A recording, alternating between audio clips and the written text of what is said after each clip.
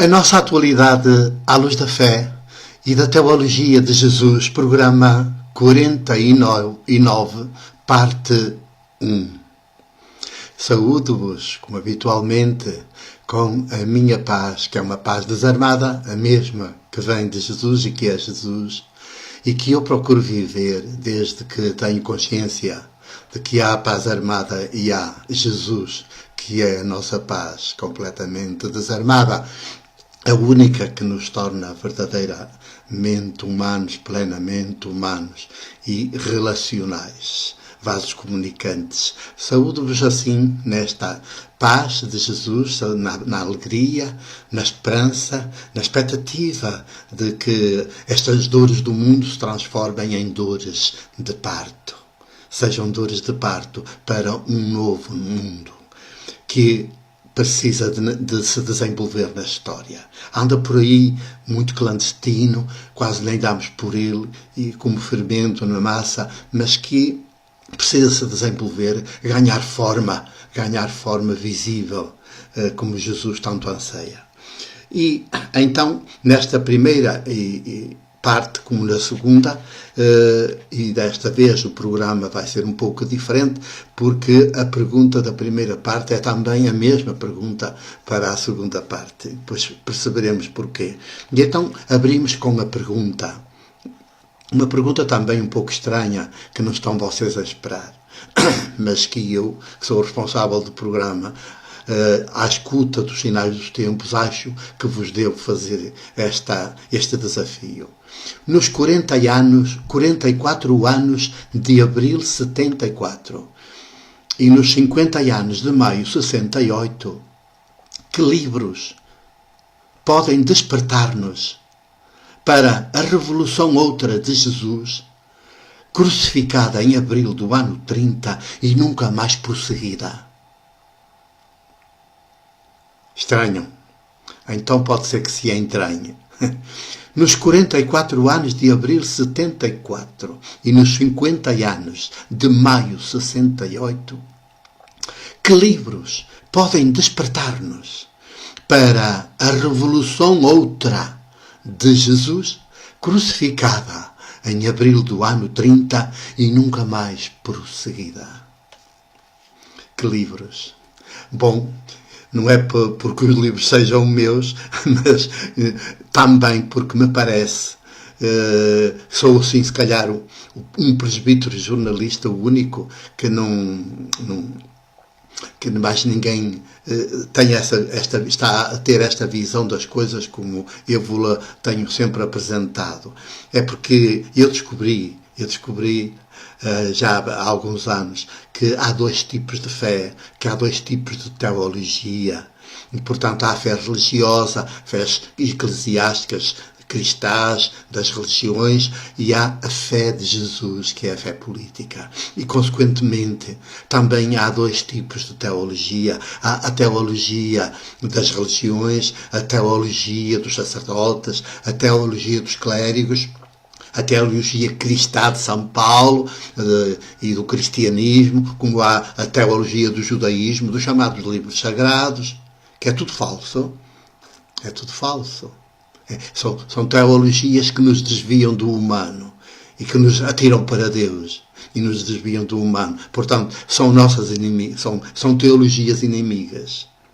E então é a teologia de Jesus. A teologia de Jesus, antes de pôr Deus, põe o ser humano. Põe os seres humanos e os povos no centro de tudo. E esta é uma teologia que não tem sido prosseguida. E, portanto, e que eu próprio não fui formado nela no seminário, porque foi o seminário tridentino, que frequentei 12 anos. Os últimos 4 foram de teologia, mas era a teologia tridentina do Concílio de Trento. E, portanto, eu tive de deitar fora tudo isso e depois é que venho a descobrir a outra teologia, a teologia de Jesus, e, portanto, que não tem nada a ver com os chamados livros sagrados, nem sequer com a Bíblia, e não tem nada a ver com os livros sagrados, nem tem nada a ver com os sacerdotes, não tem nada a ver com santuários, não tem nada a ver com espaços sagrados, não tem nada a ver com isso. Tem que ver com os seres humanos e os povos situados neste planeta Terra, no cosmos. E mais nada. porque somos seres humanos e povos habitados. Não há outro templo que senão cada ser humano. Cada ser humano, cada povo, na sua diferença, nas suas culturas, variedades, falares e de cores, etc., tipo arco-íris, mas sempre habitados. E quando temos consciência de quem nos habita, depois o nosso viver tem de fluir sempre em sintonia com quem nos habita, em sintonia. E então o livro que se destaca nesta primeira parte, depois na segunda destaco outro, é este meu livro mais recente, o meu livro 48, que acaba de ser editado pela Seda Publicações em março deste ano. Ainda não tem bem um mês de estar cá fora. E já vos apresento aqui a capa, é assim. Aqui a cor aparece um pouco distorcida, porque é um amarelo muito carregadinho. E já estão a ver, tem aqui um símbolo.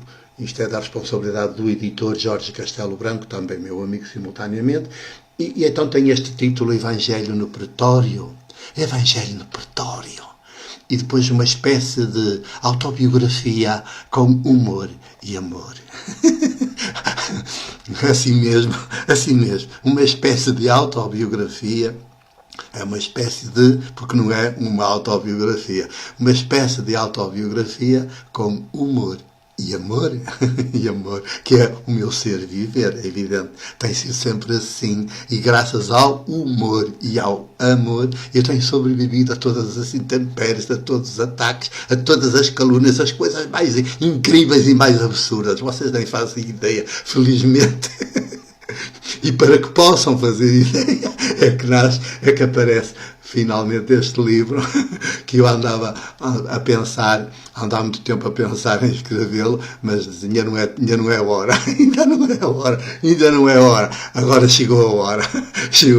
E é neste ano 2018, quando fazem 50 anos da Revolução de Maio de 68, e se completam 44 da chamada Revolução dos Cravos, a Revolução de Abril, pois nenhuma revolução nem outra tem assim interesse. Tiver a sua importância histórica, é evidente, tem a sua importância histórica, ajuda-nos a avançar, a abrir novos horizontes, isso tudo, mas sempre dentro do mesmo tipo de mundo, sempre dentro do mesmo tipo de sistema, que está fundamentado teologicamente na tal teologia que não é a de Jesus, é a teologia dos livros sagrados. Portanto, é uma teologia má,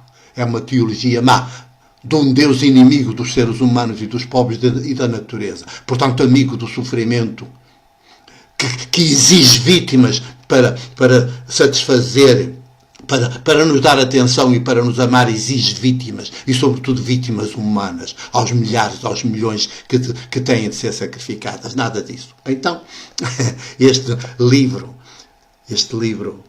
esta espécie de autobiografia, com esse título fortíssimo, Evangelho no Pretório. E sabem que este título principal, Evangelho no Pretório, nem sequer é meu, é do bispo Dom António Ferreira Gomes.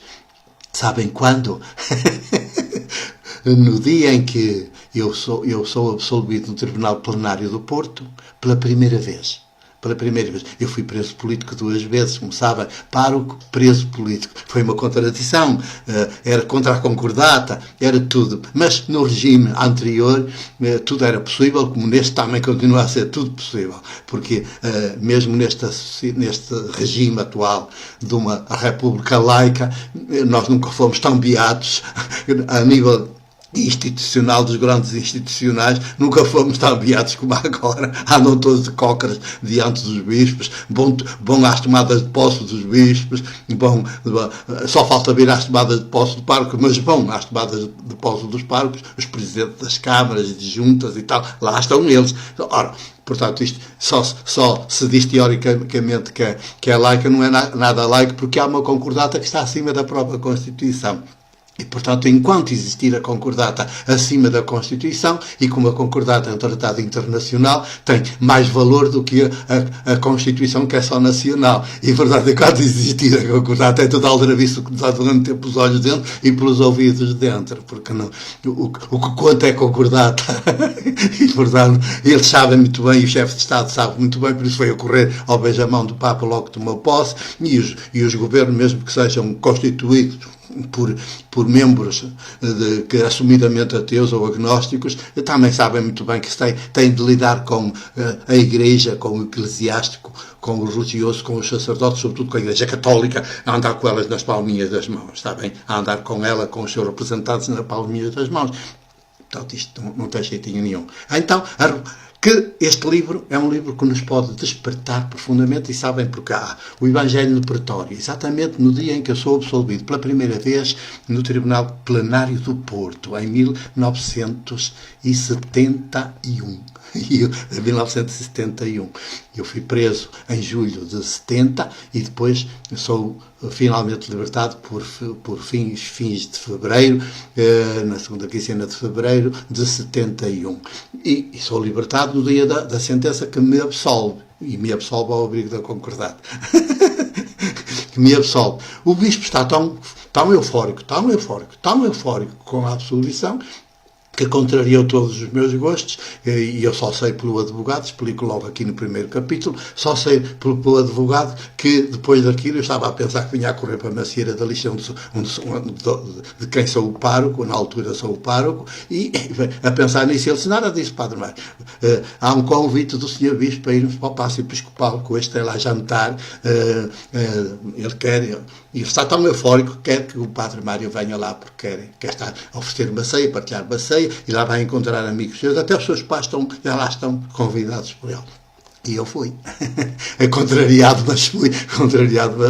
E é lá que eu escuto, abismado, de olhos esbugalhados, assim um menino com 33, 34 anos, e escuto de olhos esbugalhados o bispo a dizer no fim, num brinde, a dizer ao advogado, ao doutor José da Silva, olha que uma absolvição, o Padre Mário sai absolvido de um tribunal político, o pretório do nosso tempo. O pretório era o tribunal político do Império Romano na Palestina, onde Jesus foi levado pelos sumos sacerdotes, condenado no seu tribunal. Digamos, o Sinédrio, primeiro condenado do lado, mas como não podia executar a sentença, foram exigir ao Pilatos, no tribunal do Pilatos, exigir que tinha de julgar Jesus e condená-lo à morte. E o Pilatos, com medo de perder o lugar, lá se prestou a fazer esse frete aos sumos sacerdotes do Templo de Jerusalém. Veja para o que servem os sacerdotes, está bem? E então condenam Jesus e ele é condenado à morte. E o bispo está tão impressionado porque acha que, de facto, 20 séculos depois, na minha pessoa, neste filho da tenaria do grilo, o Evangelho de Jesus, não de São Paulo, o Evangelho de Jesus volta de novo ao pretório, portanto ao tribunal político, volta de novo ao pretório, e desta vez, diz o bispo, sai absolvido. Ó doutor José da Silva, advogado, isto é um feito tal, nunca aconteceu em 2000 anos, nunca aconteceu o Evangelho ir ao pretório, ir ao tribunal político máximo, de poder máximo, e sair absolvido. É a primeira vez que isto está a acontecer. E isto merece um livro, que o doutor deve escrever um livro com as peças fundamentais principais do processo, e isso me permite, eu sugiro-lhe este título, Evangelho no Pretório. Começa por explicar aqui neste primeiro capítulo, o livro tem 9 capítulos, o primeiro capítulo explica isso com muito amor, muita ternura, e depois tem, como eu lhe digo, tem 9 capítulos. Eu só vou dizer que o segundo capítulo chama-se Para Ser Diferente dos Padres que Conheço. Quando começo a dizer aos meus pais que quero ser padre, quando for grande, e baixinho digo, para ser diferente dos padres que conheço. E depois tem outro capítulo, numa casinha arrendada em Macieira da Lixa, que é onde estou. Depois, pároco de Macieira da Lixa e zona pastoral da Lixa. Depois, um bicudo problema para o administrador apostólico. E depois, presbítero sem ofício canónico. E capítulo 7, a propósito de alguns dos meus livros. Capítulo 8, no celibato como opção livre e alegre. Capítulo 9, pequenos, mas significativos episódios com humor e amor. Vocês têm que ler este livro. Corram-se a quem meca, mas têm que ler este livro. Senão encontrarem, peçam o nome em que eu mando por correio. O meu abraço e até já.